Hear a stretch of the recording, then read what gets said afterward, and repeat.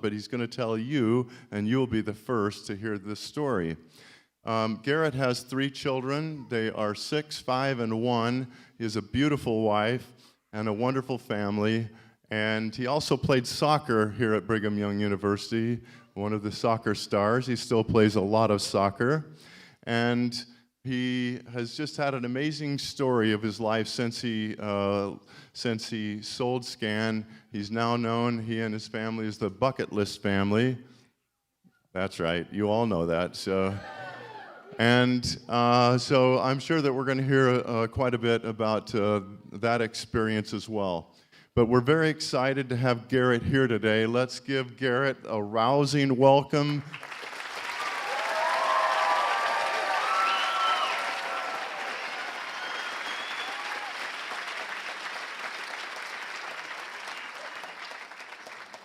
Thank you to the young man who said the prayer. I especially appreciated the words of hearing the words that are said and the words that are not said. I think that's going to be extremely important today.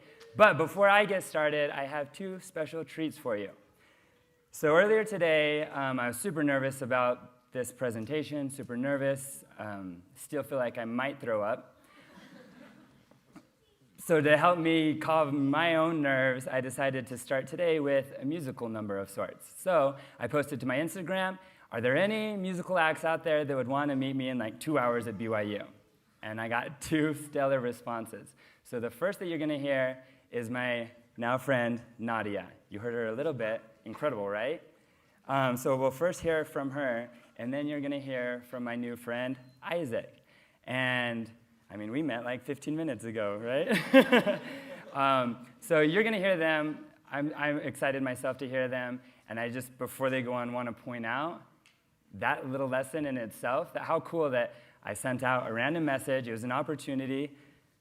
I mean, are you guys nervous? Are you scared? I'd be terrified if I was in your shoes. And you should be super nervous. There's a lot of people here. Are you nervous? Oh, I'm nervous for you. Okay. Anyways, they're not nervous. But how cool. And I just respect that from the both of you so much. And I wish all of the success in the world for you because you have that personality trait within you. I think it's going to serve you very well in anything I can ever do to be a part of your future success that I know you will have. I hope to. So first, Nadia.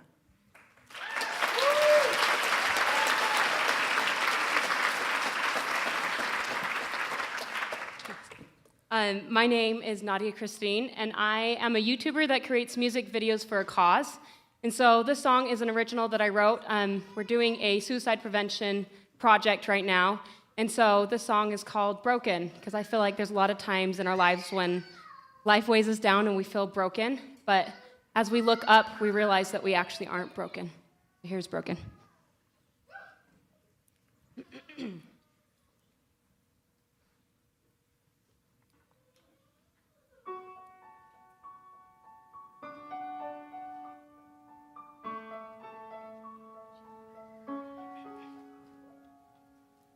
Call after call, face after face, I'm running through it all, there's no time to waste. Pressure is on with every breath, the day is so long, when will I rest? When will I rest? Let the world freeze, give me a moment, just let me see that I'm not broken. Let the world freeze. Give me a moment. Just let me see that I'm not broken. That I'm not broken. Days turn to weeks, weeks and years. Time seems sleek and soon disappear. End of this road, I'll have nothing left. The current keeps pulling, I'll drown like the rest. I'll drown like the rest.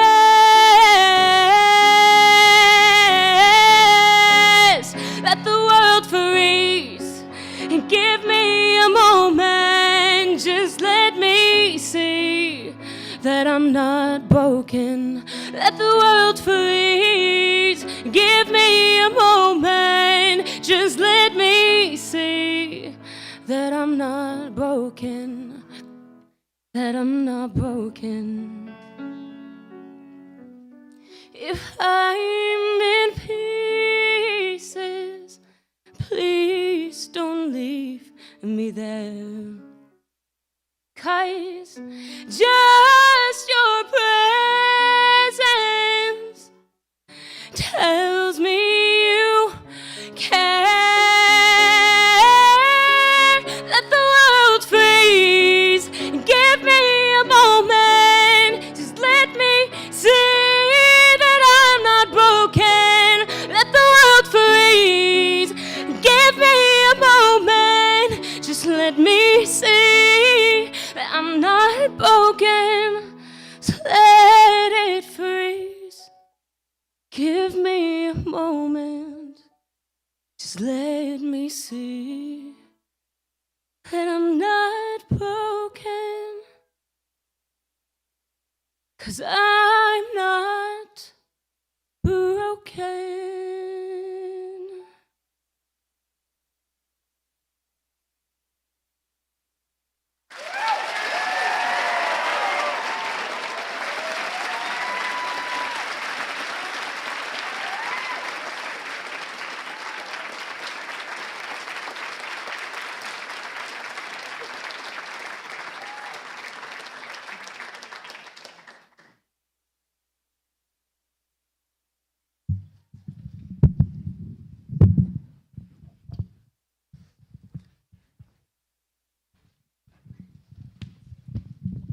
That was beautiful.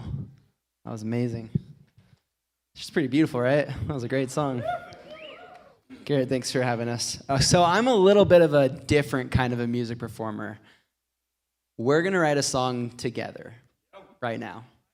So I actually am a music producer in town, and so I'm just going to show you how I do my process. Let me put this in here for a sec.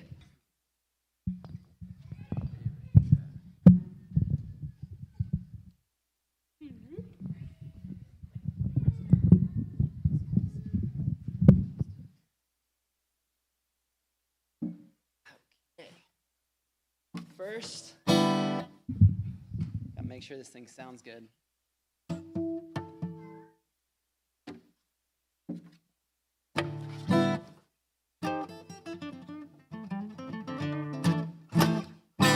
Okay. All right. So, first, what we're gonna do, if someone could give me, actually I need two people. Someone give me a letter between A and G. F? Okay, what's another letter? B. Okay, cool. So F. I'm gonna make that a minor. Whoever said B. That's all right. Okay, so now what I'm gonna do is I'm gonna use a scale and just fill in the gaps between those two.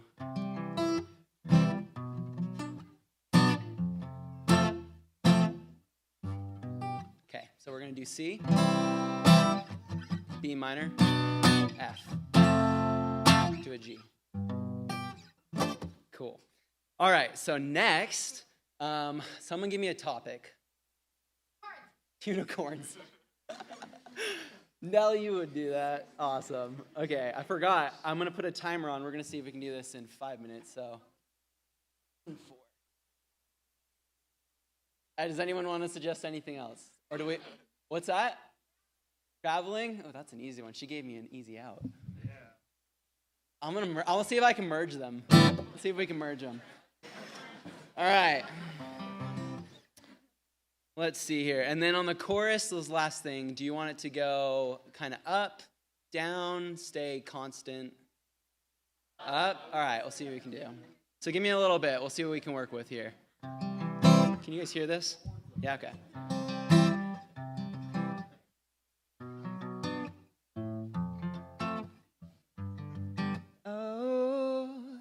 I've been traveling around this town, trying my best to find the ground, yeah, hoping to be, flying free. What is this that I see before me? so beautiful. A rainbow, I know. This is what I've been looking for. Unicorn.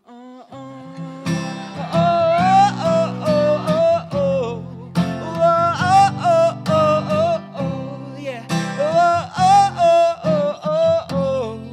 And I just gotta step out this bar and be free again. I've been walking down too many times that road when I was a kid, completing patterns that I was taught. But you'll take me oh so high, or you'll take me far away, yeah. Or you'll take me oh so high. Unicorn. Oh, oh, oh, oh, oh, oh. Oh, oh, oh, oh, oh, yeah. Oh, oh, oh, oh, oh, oh. Unicorn.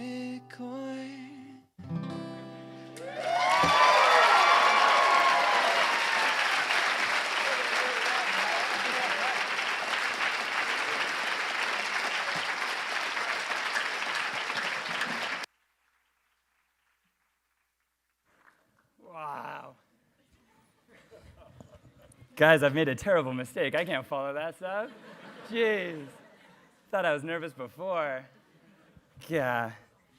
You guys are good. Oh, man. All right. Whew. Okay, so have you ever been to either like a teacher or maybe church and some sort of presentation or speech, and they begin with some sort of disclaimer like, oh, sorry, guys, I just found out last night that I was going to be giving this talk. Sorry, guys, I just found out this morning. Hey, I prepared this last second. Hey, I've been kind of sick, like all those disclaimers. This is the complete opposite. I am super grateful that you're here, and I'm just going to give you my everything. I'm going to tell you a story I've been waiting a really long time to share. And it means the world to me. So here's the last 5 years of my life, okay? I was a student here at Brigham Young University. I was playing on the soccer team. I started a company. I built an iPhone app called Scan, and then I sold that app for $54 million to a company called Snapchat. And then I left that company, and my wife and I and our children began to travel the world, started an Instagram and a YouTube called The Bucket List Family, and have since then together in the past 4 years visited 78 countries together all around the world. And we're preparing for our next project. So when I've been able to have the opportunity to speak here before, I've shared very often my BYU experience, and I've shared my Scan experience, how it was to start a company. I've been here before, and I shared the story of like the Bucket List Family, why we started the Bucket List Family, and how it became our careers, how it became a profitable business for us. But I've never had the opportunity to talk about that like taboo middle section. Most of it was for legal reasons. A lot of it's because it was very, very personal to me. But the time is ready. I'm ready to tell it. I was telling my good friends that I've kind of felt sick all day knowing that I was going to share this story. And my new friend Isaac pointed out, he's like, I think it's because it's been weighing down on you, like any secret you keep, and you're finally having the opportunity to share it. I mean, just to give you an idea of how private this story has been, I mean, my parents have never heard this story. A lot of my close, dear friends have never heard this story. It might be safe to say that my wife is the only one who truly knows this story. So, please don't judge me off of it. I hope it comes across the way that I want it to. All I hope to share with you is my intentions and my sincerity. And I have the faith that not everyone, because it's a crazy story, but there's going to be a couple of you out there that are hearing this that understand it, and it's going to, just like me, it's going to change your life. So we'll start with BYU soccer, the brief intro. Played BYU soccer. I was really good when I was here. Let's just get that out of the way. The pictures you're gonna see, all of these pictures from the entire presentation, I just pulled from my journal.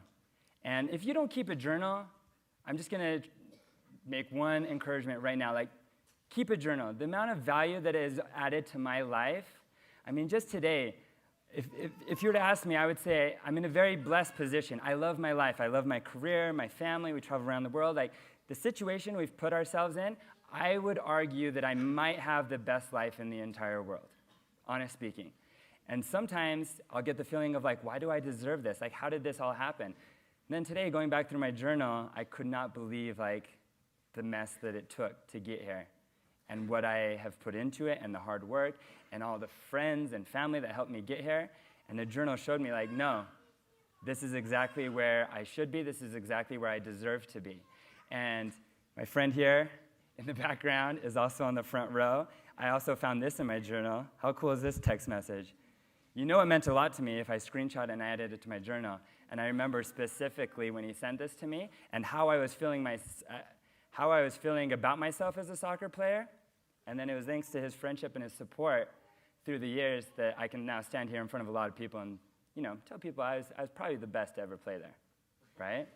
But it's thanks to friends close to me that I was able to take this next step. So then I found this in my journal.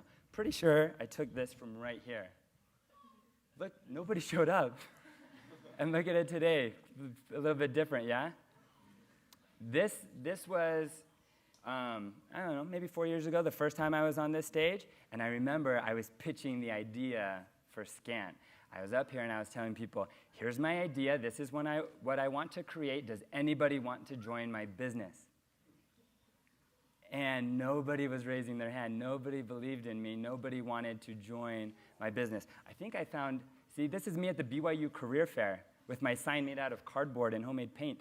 And I was like, guys, I'm going to take this to the stars. Like, come join me. It was difficult to convince people. I was able to convince 2 kids, 2 of my buddies, to join me. And, I mean, they're millionaires now, so. That's good. So me and my 2 buddies, we created an iPhone app called Scan. Got over 100 million downloads over the 3 years that it was in existence. Here's something I found in my journal. This was just so eye-opening to me. I wanted to share this with you because especially as a student, I remember very well what it felt like where you're young and you have what you maybe feel is right for your life, what you think is right for your life, but you also have your parents, you have your peers, you have BYU, you have the system of the world, you have a lot of outside voices telling you what you should do, what you should become, and how to get there. I feel like a lot of successful people always talk about the system or the man, and it's because so many people, when they reach success, they realize the system had nothing to do with it. If anything, the system was a distraction, or the system almost threw them off their path. Every single one of you is a unique individual, and your path that you're going to take to who you can become is going to be a unique path. So the more you listen to those outside voices, the more you risk going off of your path, right? And when I say outside voices, I mean the systemic ones that is just telling the broad audience, like, look, this is the way to do it, or this is the way to do it. It's super black and white, and that's not the case. And so I found this screenshot. It was an email from Apple offering to give me a job as a designer. That's like the mecca for any designer, doing what I was doing at the time. And I was studying product design here at BYU. And if you were to take me and my classmates, definitely I had the worst grades. But not only that, skill-wise, I was one of the worst designers in the class. Every single one of those kids in there, they were so talented. So not only was I struggling with grades, I was struggling to keep up with their design skills, and yet they were following the rules. They were taking the tests, they were doing the projects, they were doing their homework, they were trusting the system, okay? Sorry, BYU, it kind of sounds like I'm telling them not to do their homework. That's exactly what I'm telling you, by the way. So, meanwhile, I was doing my side project. I was building my iPhone app. And I remember when this offer came in, it just hit me so hard. And, I was excited for myself, but more so, I was sad for my classmates. Because here I was, not being a good student, and not like, I wasn't like rebelling on purpose. I was just, to be honest with you, from my perspective, I was more so lost. It sucked being a bad student, and I hated the fact that I wasn't the best designer in the class. And I had really good friends in there, and one of them had emailed me saying, look, by this time I had left the program.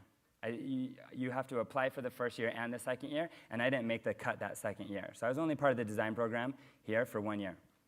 My buddy, who went on year after year after year trusting the system, he emailed me saying, I'm about to graduate. My dream would be to work at Apple, and I know you have relationships there. Do you think you could get me an interview for an internship? And so this conversation led to a $10 million offer. When I told them, sorry, I'm a little tied up, I have my own startup going, I have my own iPhone app, they said, well, if we paid you $10 million, could you shut that down and come work for us? So I'm like, here, I took my own route. I'm being offered $10 million in a job at Apple, and my buddy, who trusted the system, is asking me, a lesser designer, if I can intro him for an unpaid internship. And I just took it for what it is, and I care a lot about that friend of mine, and I just kind of made me hate the system, right? Naturally, because that's my dear friend, and he trusted you, and that's what you're going to do to him. You're going to spit him out and just hope that he gets an unpaid internship, even though he's a very talented young man. And so luckily for me, it just became a pattern in my life where I don't want to necessarily hate the system or mistrust the system, but I'm going to take everything that comes at me in life and I'm going to look at it for what it really is. All right? So moving forward, this is me and my buddies in our office here in Provo building our iPhone app. We had built it for 3 years. We had raised $10 million in funding, and we had about 100 million downloads. And I'm so glad that I found this specific photo in my journal, because if you were to ask me, the 3 years of building the iPhone app, it was all just rainbows and unicorns, right? Things were going really well for us. And we'd have our ups and downs financially, or ups and downs as far as analytics and downloads were going. But us as just a core group of buddies, we were having fun. We got along really well. We were on a fun adventure. And as a young man who wasn't ever super money-minded, that's what I cared most about, and that's what we were doing. Until this meeting. I went to this meeting, and for the first time in the existence of the company, something just fell off. We were arguing, we were fighting, there was drama in the company. And who cares even about the drama, but just inside, a feeling something needed to change. And that's exactly what I went home and I told my wife. I said, look, we were in the office today. Something was different. I don't know what it is. I hope this isn't the end for us. I hope we're not going to crash and burn. But something needs to change. And that was on a Monday. And if I have here, it was the following Sunday. So that meeting was on a Monday. Told my wife something needed to change, but I didn't know what. The following Sunday, I'm here in our apartment in Provo, and I wake up in that bed to an email on my phone.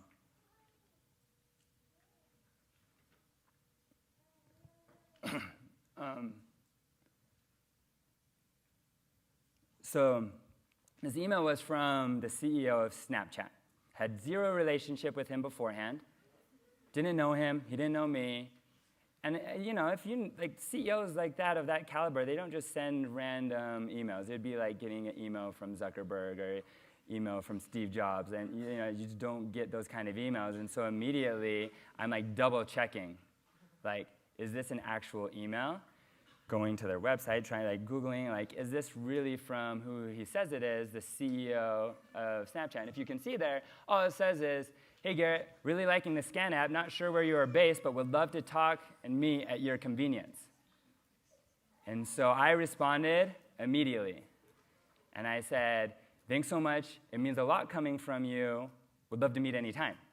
And he responded, said, well, let me know the next time you're in LA, we'll do lunch. So I lied to him, and I wrote him back, and I said, I'm going to be in LA this week. Let's get together.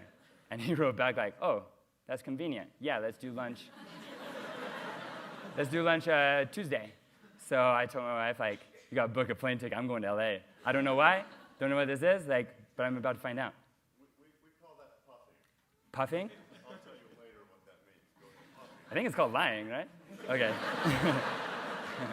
Okay. It depends. Okay, so if you were to see that past slide and this slide, those two screenshots, I think, are 3 days apart. This is from the head soccer coach at BYU, Hawaii. I didn't expect that email from Snapchat, so I was kind of making plans of my own. I wanted to, for fun, go play 1 semester of soccer at BYU, Hawaii. So the same time I get this email, I get a message from the soccer coach there saying, guess what? Pull some strings, you're in. So I wrote him back and I said, I'll be there next week. I'll be there this week for practice, okay? So we're buying a lot of plane tickets this week. Here's from my journal. This is a picture I took in the bathroom of the LAX airport right before my meeting with the CEO, okay? Here I am at BYU Hawaii playing soccer. Made the team, same week. Picture was taken the same week. Here I am. The offices of Snapchat at the time were right on the beach there in LA. All right, so then we get into the story. Okay? You ready for this? I don't know if I'm ready for this. This is just how it went down, okay? I go to the office. My sister drove me there. And she's like, so what are you doing? And I was like, I'm just taking a meeting. It's nothing too big. And she pulls up, and the buildings have no signs. You don't know who you're meeting with, but on the door, there's a small little Snapchat ghost. And she's like, who is you meeting with? And I was like, tell you after, see ya. Walk into the meeting. I walk into the meeting. CEO comes out, young guy, my age. And he's like, hey, let's go for a walk along the beach. All right, let's walk. So we're walking along Venice Beach, and like, so far, you know what I know. Like, I have no idea why he really emailed me. I have, like, hopes, but I don't know anything. And so we just start chatting, and he just dives right into it and starts asking me all sorts of questions about me, my business, my co-founders, just all the details. And, you know, in the tech world, ideas are being stolen all the time. Like, your knowledge, your secrets, like, that's your value. But I was just going for it. I was just spilling all my knowledge. Anything I knew, anything he asked, I was just telling him flat out. And it got to the point where, towards the end of the conversation, he said, so I have an idea. I want to put, my iPhone app that I had built while at BYU would scan barcodes and give you the information that was tied to that barcode. Very simple app. And he said, I want to put those barcodes into the Snapchat app, so that if somebody wants to friend each other, they don't have to like ask for usernames and stuff. They could just scan each other's phone and that quickly become friends. He's like, is that possible? It's like, yeah, that's super easy. Your own team could build that yourselves, or me and my team could build that like by the end of the day. That's super easy. But if I were you, like, this is my space. I know, sadly enough, I know more about barcodes than anyone else in the entire world. And the technology is old, busted, and kind of boring. If I were you, I would take today's newer technology and I would reinvent the barcode. If you were to do that, then you would control the entire space. Nobody could read your barcodes, only you could read it. Therefore, you could control it. And so, yeah, to friend people, that would be easy. But then you could also do it to empower purchases. Businesses could use it for marketing. Like, the world would be yours, and you would control it. And he's like, well, could you do that? I said, yeah, it'd take me about 3 months. And he said, well, I would never ask anyone to sell their business because I would never be willing to sell Snapchat. But would you be willing to sell your business and come join my team? And inside, I was going, yes, for sure. Let's do this.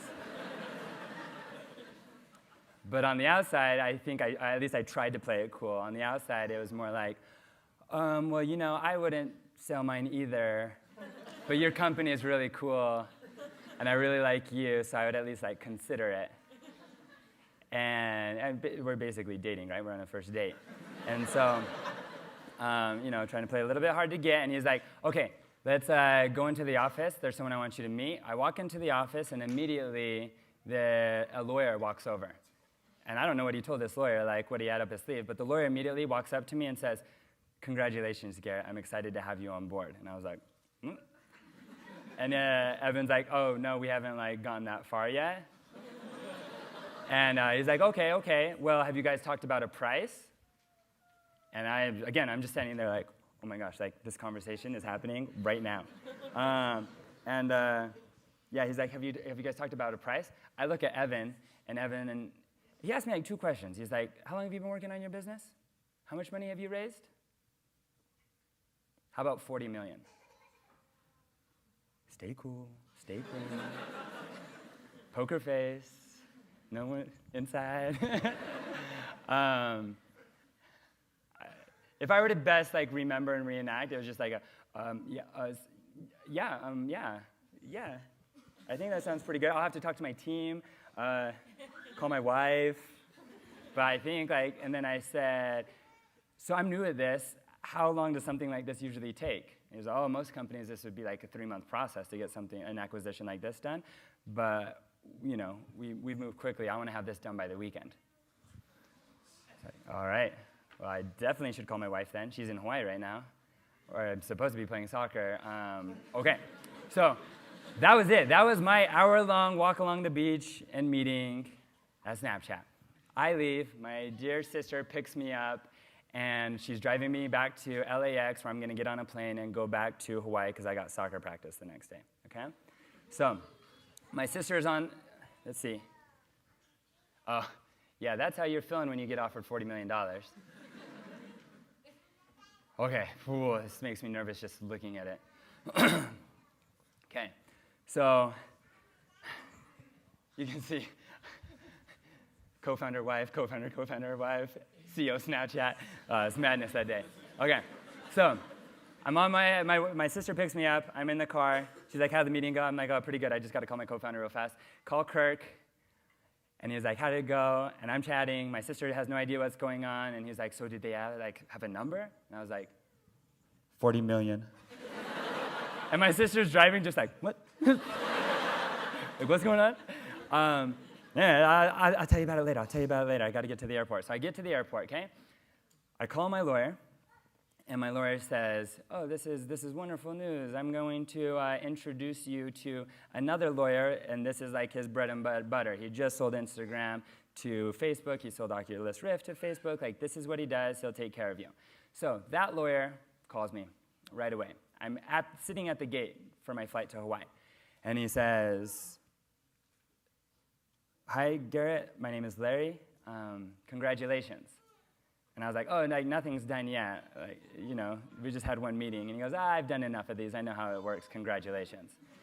He goes, how much did they offer you? I said, 40 million. He goes, okay, so you're going to call him back right now, and you're going to say, okay, so I talked to my lawyer, I talked to my co-founders, I looked at my cap table, and we can't do anything less than 50 million. And I was like, oh, Larry, stop right there. I'm stoked on 40 million. We're good. That's sweet. And he's like, you've never done this before, have you? No. Well, this is what I do. Trust me, call them back. They're not going to start with their biggest offer, so just follow my instruction. No joke. So much of me want to be like, Larry, can you just call him? You clearly know what you're doing. I don't. Can you just call him? So, whatever. Larry put it on me, and so I call Evan. And, hey, Evan, thank you so much. So fun to meet with you today. I talked to my co-founders and my investors, looked at my cap table, and unfortunately, we can't do anything less than 50. And his response was, oh, that's unfortunate. Well, I wish you the best of luck. We'll talk to you later. And I was like, no! Get Larry back on the phone. Larry, I told you 40 was enough. You had to be all greedy, didn't you? Come on, Larry. And he's like, wait, just wait. I know how this works, and clearly Evan does as well, so just hold. I think he'll call back, and if he doesn't call back in 20 minutes, then we'll call him back. Stay chill. Holy cow, when you're waiting for a flight and you know you've got 10 minutes before it takes off and this is going on, yeah, that's why I'm feeling a little bit nervous right now. So